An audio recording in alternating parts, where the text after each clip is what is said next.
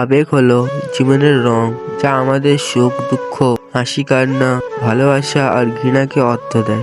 যে মানুষ তার আবেগকে নিয়ন্ত্রণ করতে পারে সে জীবনকে নিজের ইচ্ছা মতো করতে পারে।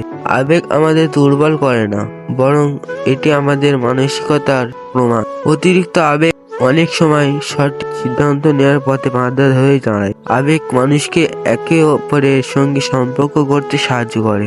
আবেগ সঠিক প্রকাশ মানুষকে নিজের কাছে সংহতি শেখায়। আবেগহীন জীবন একঘেয়েমিতে ভরা, কারণ আবেগই জীবনের সৌন্দর্য।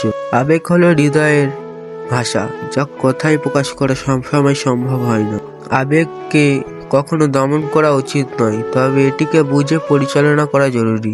আবেগই মানুষকে স্বপ্ন দেখাতে শেখায় এবং সেই স্বপ্ন পূরণের জন্য সাহস যোগায়। আশা করি আপনাদের কথাগুলি ভালো লেগেছে।